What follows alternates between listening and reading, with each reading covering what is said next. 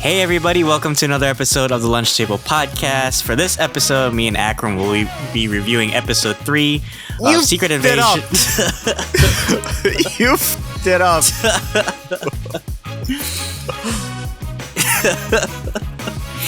Akram, what'd you think of episode 3? First of all, everybody, notice that this is not Dylan. This is a Skrull, because he doesn't have the right hair. So there you go. Anyways, yeah. I thought it was a pretty good episode. It's a lot more, I think, deeper in a sense of there are a lot more stakes now. A lot of bad things happen in this episode as well. I'm sure it's going to shock many of you to see that.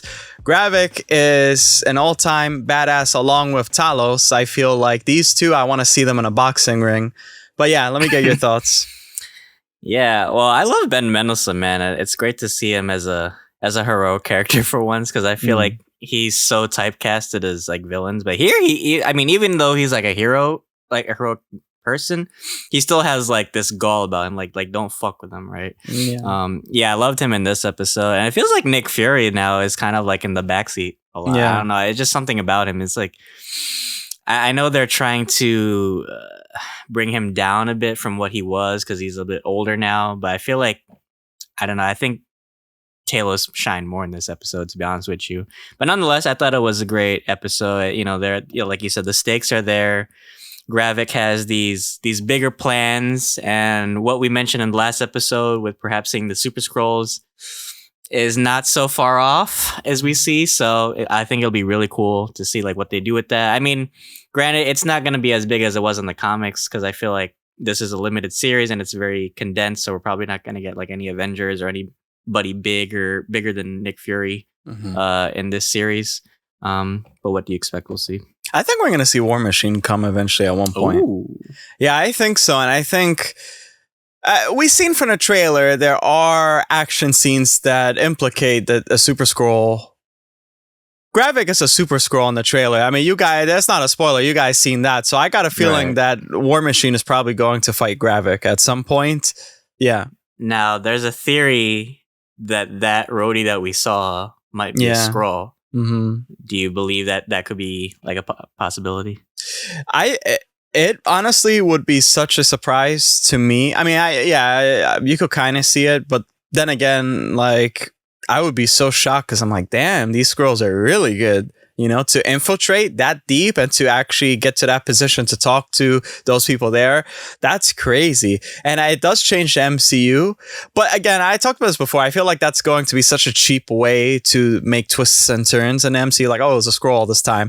And they could also retcon stuff too. Like, if they wanted to with certain characters, they could say, oh, that was a Skrull all the time. But then it makes you feel like, damn, I feel like dirty, kind of. Like, I feel like you guys tricked me, you know? So I don't know. Yeah, they have to be careful with that.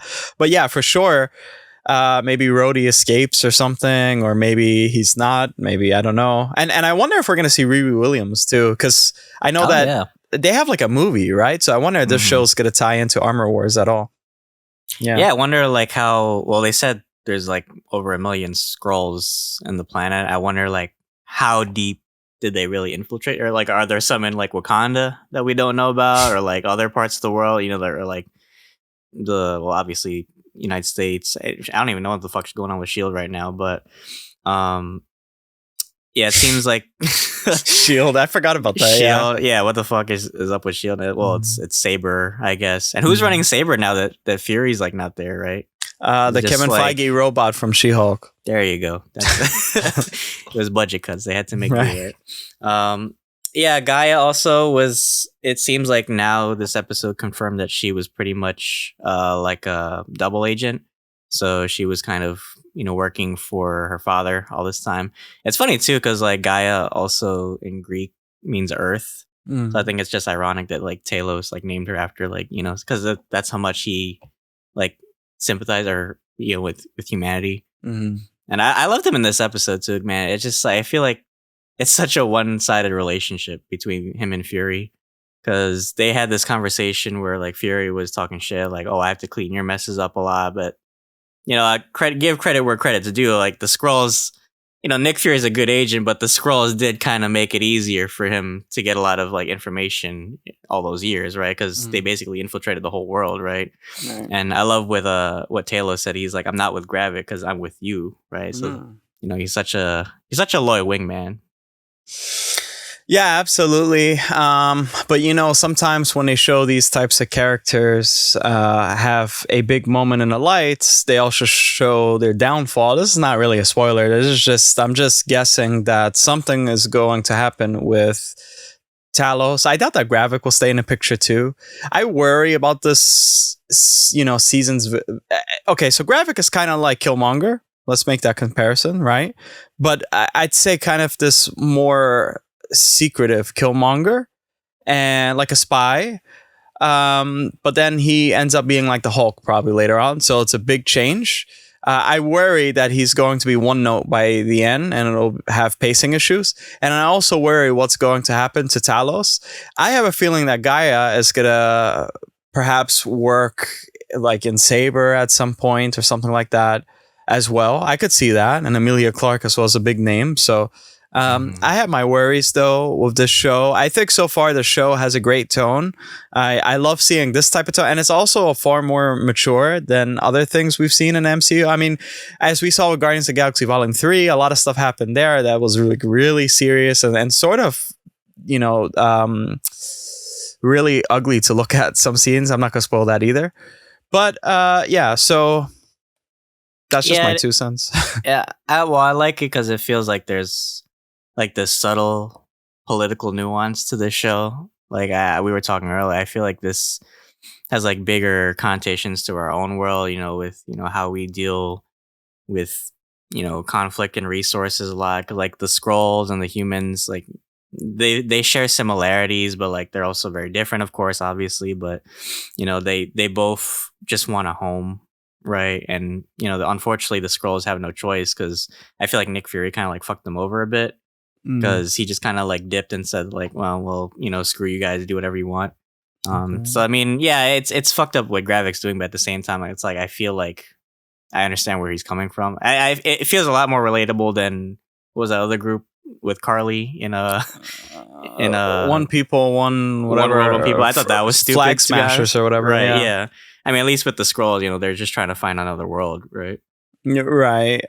I wouldn't say I actually empathize more with the people that are following Gravik more than Gravik himself, because Gravik he can become a dictator. I don't know how their planet was in the comics at all. I don't know if they were led by dictators. I know there was like one Skrull being this emperor that tried to do stuff with super Skrull technology and stuff like that, but I emphasize with the people because I feel like that's far more realistic. I feel like Gravik, you have to add some shiny magic to certain villains sometimes to make them more larger than life. And I feel like I relate more to Killmonger than I do Gravik. So in a way, I don't know. He's a good villain so far. I think what makes him a great villain is actually the performance and the ferocity rather than the actual story. That's how I'm coming from this. I think, well, not just that. I feel like he's like a villain that we could see like on the news or something, like some terrorists, right? That just like he has good intentions, but like at the end of the day, he is murdering innocent people.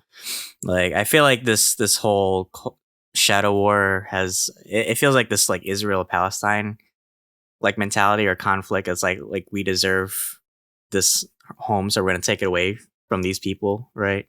So it's very nuanced, but it's like I get where he's coming from. But yeah, he is at the end of the day like a dictator, like you said, and he's doing a lot of shady shit.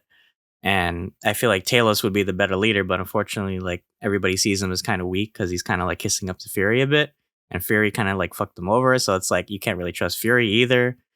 So there's evils on all sides, kind of. It's like a tricky situation for the Skrulls. Yeah, and it's hard too because when you think about it, it's like they're aliens, so it kind of takes me back because I try to relate it to our world, but at the same time too, they're invading our world, so it's not like in the same planet. So sometimes that takes me back. So I guess sometimes I'll take like a colder approach to their situation. But of course, that's why they are very humanistic as well, and we can empathize with them. Fuck them Skrulls. No, I'm just kidding. Well, yeah. Well, I mean, I wish they could, because the good thing about Talos is like he's one of the good Skrulls, and he has this ideology of like humans and Skrulls coexisting, but we know that just can't happen in real life. If that shit were real, like humans just would not, want anything to do with people from another world, and the Skrulls probably, want their own world too. They probably don't want to share with humans because they've seen what we like too. But where's fucking Captain Marvel and all this? That's what I want. I thought she was supposed to help do that. Bitch dipped. She's dealing with. Isn't she on Earth? No, what is she doing? She's not doing anything. She's on Earth. Where? She's smoking a cigarette out back. She's waiting. Doing fucking musicals with other Captain Marvel. Shit. I don't know. Yeah, I don't know. That is true. I don't know why she's not getting involved as much. I guess they'll probably answer that in the Marvel's movies, Yeah. I mean, the good thing about this show is that we kind of see now that, because I remember big complaint from Miss Marvel was that the Skrulls were the good guys. So maybe in a way this series turns the Skrulls back to what they originally were, into bad guys. Yeah. I actually like that. Yeah, it does it in a more realistic setting than them. Oh, they just want to invade Earth. Yeah. Right. But great episode overall. How would you rate this episode? I would rate it, I think I would rate it 8 out of 10 for me. What would you rate it? 8 out of 10? Yeah, pretty fair. I would give it 8 out of 10 too. It didn't blow me away, but it's still a pretty good episode. Okay. But guys, that is our review for episode 3. Check out our review for episode 1 and 2 if you haven't already. If you're following Secret Invasion, leave a like, comment, sub. Anything helps the channel. Check out our other content. Akram just put out a cool new Last of Us update. Check that out as well. But yeah, guys, trust nobody. But until then, thanks for having lunch with us. Don't trust him. He's a Skrull. See you guys. Don't trust him. And then you just change green.